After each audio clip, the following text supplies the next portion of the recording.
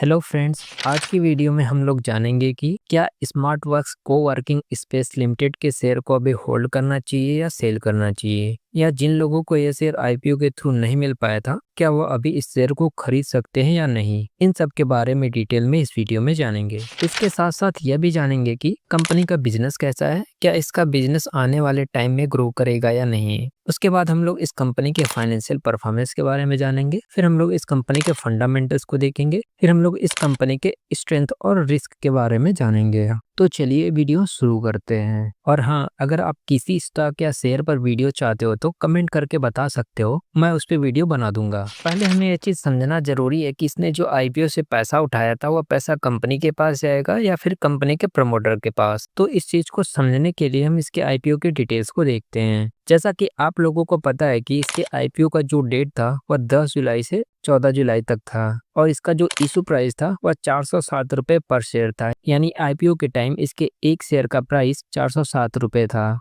और इसके आईपीओ का जो लिस्टिंग डेट था वह 17 जुलाई 2025 को था।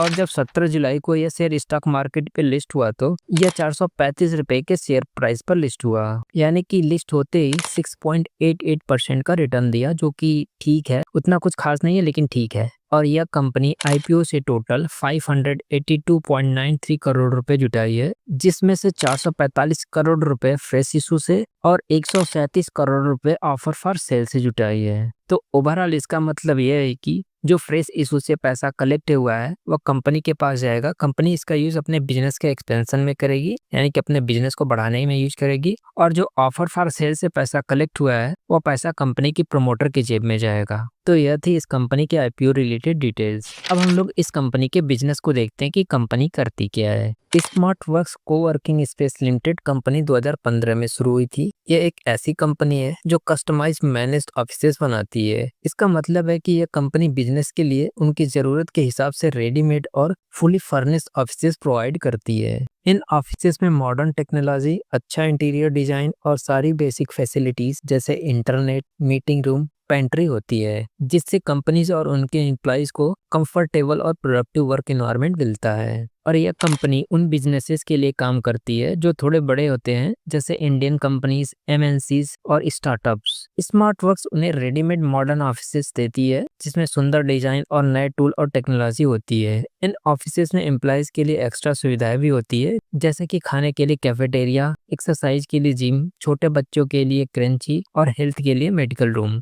यह सब इसलिए होता है ताकि लोग अच्छे से काम कर सके और उनका ध्यान भी रखा जा सके। और 31 मार्च 2024 तक इस कंपनी के पास इंडिया के 5 सबसे बड़े ऑफिस लीज सेंटर में से 4 सेंटर इसी के पास है। इनमें से एक बहुत बड़ा सेंटर है वैष्णवी टेक पार्क बेंगलुरु में, जो 70 लाख स्क्वायर फीट में फैला हुआ है। यह साइज में दूसरे कैंपस से भी बड़ा है। मतलब इस कंपनी के पास इंडिया के सबसे बड़े और बड़े बड़े ऑफिसेस हैं। और 30 जून 2025 तक इस कंपनी के 15 शहरों में 50 सेंटर्स हैं, जिसमें बेंगलुरु, पुणे, हैदराबाद, गुड़गांव, मुंबई, नोएडा और चेन्नई जैसे बड़े शहर शामिल हैं। कंपनी ने गुरुग्राम में 1.46 million square feet extra space के लिए एग्रीमेंट साइन किए हैं और 4,50,000 स्क्वायर फुट के लिए भी टर्म फाइनल कर लिए हैं। तो यह था इस कंपनी का बिजनेस। तो ओवरऑल इसका मतलब यह है कि कंपनी एक रेडीमेड ऑफिस बना करके कंपनियों को देती है। अब हम लोग इस कंपनी के रेवेन्यू मिक्स को देख लेते हैं। इसके रेवेन्यू का लोकेशन वाइज ब्रेकअप देखें तो यह कंपनी महाराष्ट्र से अपने टोटल रेवेन्यू का 40.2% रेवेन्यू जनरेट करती है।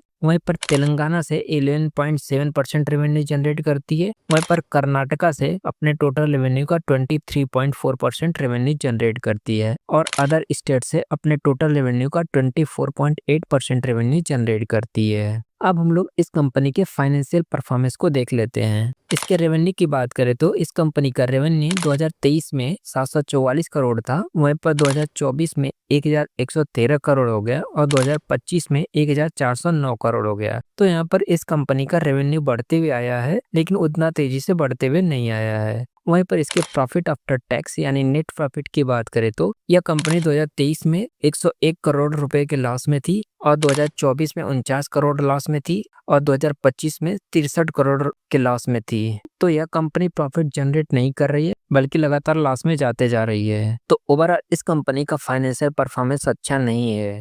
अब हम लोग इस कंपनी के फंडामेंटल्स को देख लेते हैं। इसका ROCE यानी रिटर्न ऑन कैपिटल एम्प्लॉयड 42.30% है, जो कि ठीक है। और इसका रिटर्न ऑन नेटवर्थ -58.76% है। इसका रिटर्न ऑन नेटवर्थ नेगेटिव में देखने को मिल रहा है। यह वैल्यू नेगेटिव में इसलिए है क्योंकि यह कंपनी लॉस में है। वहीं पर इसका डेब्ट टू इक्विटी रेशियो 2.90 है, यानी कि इस कंपनी के ऊपर ज्यादा कर्ज है। तो ओवरऑल इस कंपनी का फंडामेंटल भी अच्छा नहीं है। और इसके शेयर होल्डिंग पैटर्न की बात करें तो प्रमोटर की होल्डिंग 85.43% देखने को मिल रही है। वहीं पर रिटेलर्स की होल्डिंग 14.57% है और एफआई और म्यूचुअल फंड की होल्डिंग इस शेयर में देखने को नहीं मिल रही है। तो ओवरऑल इस कंपनी का शेयर होल्डिंग पैटर्न भी अच्छा नहीं है। अब हम लोग इस कंपनी के कुछ रिस्क फैक्टर है उसको देख लेते हैं। पहला रिस्क फैक्टर यह है कि कंपनी लगातार लॉस में रही है। पिछले कुछ टाइम में कंपनी को नुकसान हुआ है और उसके पास खर्चों के लिए उतना पैसा नहीं आया जितना चाहिए था, यानी कि इस कंपनी का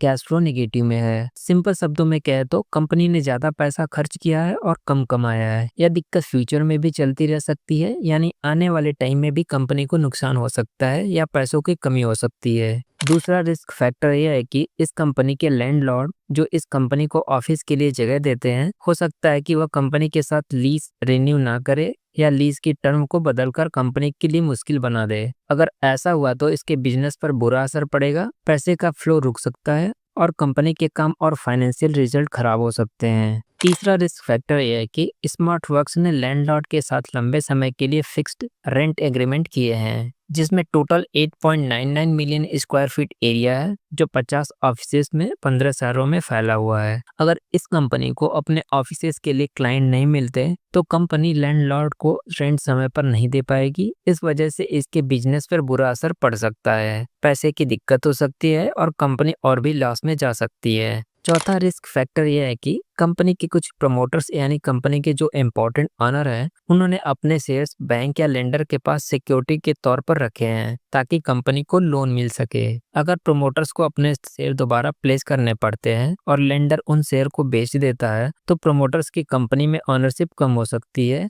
जिसका मतलब है उनका कंपनी पर कंट्रोल कम हो जाएगा। तो यह था इस कंपनी के कुछ इंपॉर्टेंट रिस्क फैक्टर। अब हम लोग ये समझते हैं कि क्या इस शेयर को अभी होल्ड करें या सेल करें, और जिन लोगों को यह शेयर आईपीओ के थ्रू नहीं मिल पाया था क्या उनको अभी बाई करना चाहिए या नहीं। जैसा कि हम लोगों ने देखा कि इस कंपनी का जो फाइनेंशियल परफॉर्मेंस है वीक है, लगातार लॉस करते हुए आ रही है और कंपनी का फंडामेंटल भी स्ट्रांग नहीं है, इसका कैश फ्लो नेगेटिव है और वहीं पर रिटर्न ऑन नेटवर्थ भी नेगेटिव में देखने को मिल रहा था। तो ओवरऑल कंपनी अच्छी नहीं है और अगर आपको यह शेयर आईपीओ के थ्रू मिल गया था तो आपको थोड़े बहुत प्रॉफिट देखने को मिल रहा होगा। आप प्रॉफिट बुक करके इस शेयर से निकल सकते हो। जब यह कंपनी थोड़े बहुत प्रॉफिट जनरेट करना शुरू कर देती है तब इस शेयर को उस टाइम बाई कर सकते हो। और जो लोग बाई करना चाहते हैं वो अभी बाई न करें क्योंकि यह कंपनी अभी लॉस में चल रही है। जब एक बार इसका फाइनेंशियल परफॉर्मेंस अच्छा हो जाएगा यानी प्रॉफिट जनरेट करना शुरू कर देगी तब वहां पर बाई कर सकते हो। तो बस इतना ही आज की वीडियो में। ऐसी और इन्फॉर्मेटिव वीडियो के लिए हमारे चैनल को सब्सक्राइब कर लेना और वीडियो अच्छी लगी तो वीडियो को लाइक कर लेना। चलो मिलते हैं नेक्स्ट वीडियो में अगले शेयर के साथ।